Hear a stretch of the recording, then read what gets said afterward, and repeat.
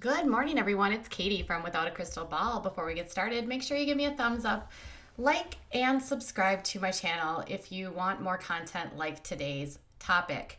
We're going to do a check-in. It's been a few weeks since we've talked about Jenelle Eason, and I realized that many of my viewers want to know what's going on. So here we go with a new update on everything Jenelle Eason.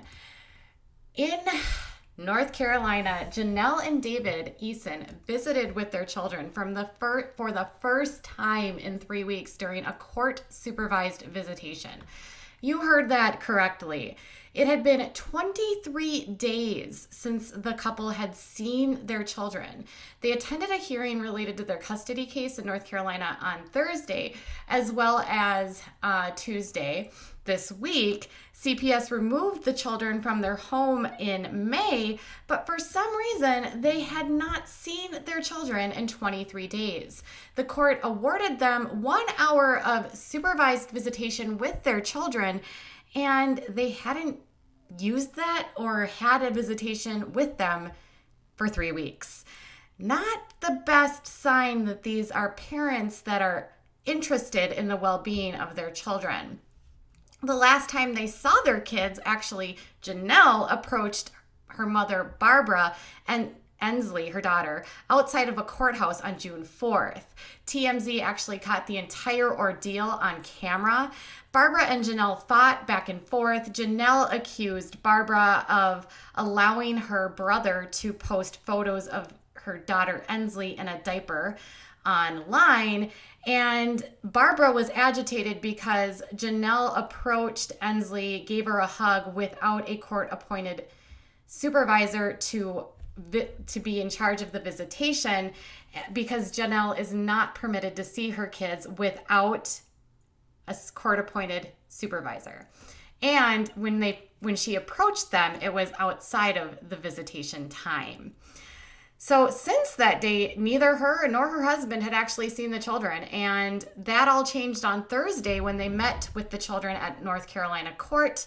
The court-appointed monitor supervised their visits with 11-year-old Marissa, 9-year-old Jace, and 2-year-old Ensley. Unfortunately, Kaiser was not a part of this because Kaiser's father, Nathan Griffith, did not show up for the supervision. However, Nathan was there later in the day for a court hearing. That's part of the ongoing case against Jenelle and David between the couple and CPS. The reunion lasted for an hour, was in a visitation room with a court-appointed supervisor, and they are unlikely to get custody back of their children anytime soon. According to multiple sources, and including Radar Online, Thursday's hearing was actually a pre-adjudication hearing, which means it's the pre-trial before CPS has an adjudication hearing, which means that's when CPS is going to lay out everything against this couple. They're going to argue all of the reasons why the couple should no longer have custody of the children. At this point, the case is expected to last months because there are 3 children with multiple parents. If you remember, Marissa is the daughter of David, along with her mother, Whitney. Her son, Kaiser, who's 4 years old, she has with her previous fiance, Nathan Griffith, and Ensley is their only shared child.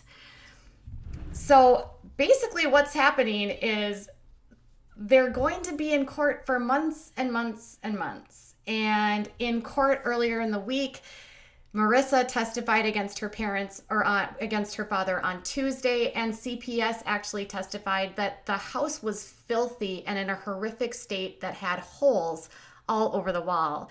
Since the removal of children in May, the court placed tight restrictions on them, and they only allow them access to the children 1 hour per week with supervision.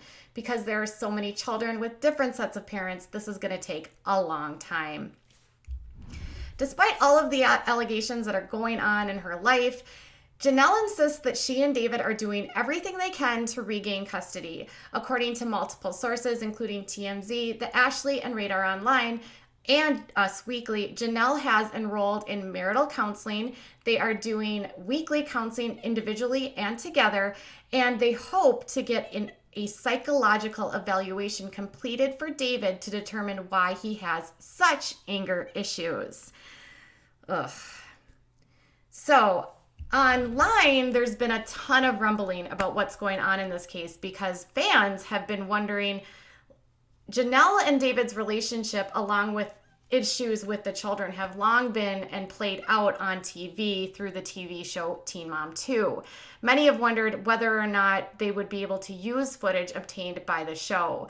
However, the Ashley Reality Roundup was able to interview production and crew that filmed for Jenelle at their home in North Carolina. And according to the sources, there would be really no way that the court could use the film because production decides when and where they're going to shoot the footage. A lot of times the footage is shot and it's done to add dramatic effect. Oftentimes scenes are reshot if they don't get things when they happen.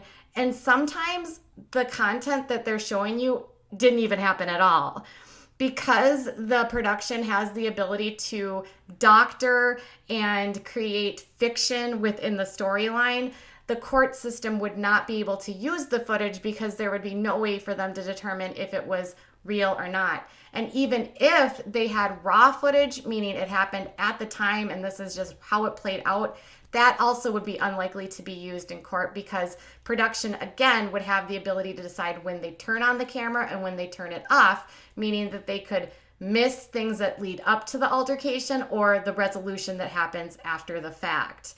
Additionally, there's been questions on whether or not the crew members would testify in court, and it sounds like they're probably not going to testify in court because Viacom, the owner of MTV, has told them not to accept summons from the court if they receive them. So if someone were to come up to them and try to serve them with the subpoena to testify in court, the production was told to put their hands in their pockets, not speak to them, and tell them to direct all legal questions to the Viacom legal department. It sounds like MTV and Viacom really want to wash their hands of this and play no role in the custody battle.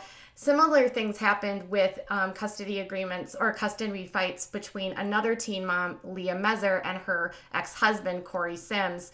When she was going through drug addiction a few years ago, Corey Sims attempted to summons and subpoena footage from MTV2, and the judge ruled that it would not be admissible in court due to the fact that it's not raw footage and it is doctored by production and edited for dramatic effect.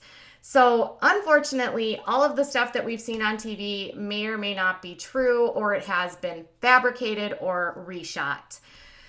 So there's that. However, there seems to be enough evidence against the two between people that are close to the family and testimony from the kids directly.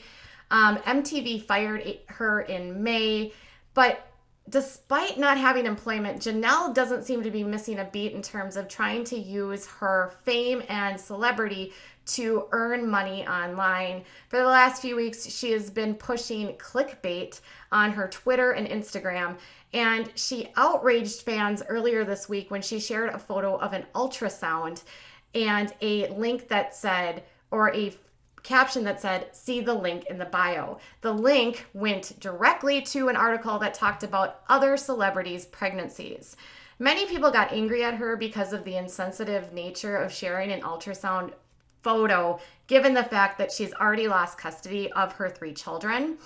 Jenelle doesn't seem to care because earlier on Instagram, she shared a photo of herself and another caption that said, "Link to the truth about the ultrasound photo," which then took you to another clickbait site that said, after swiping through multiple pages, that, "Oh, just kidding, Jenelle is not pregnant."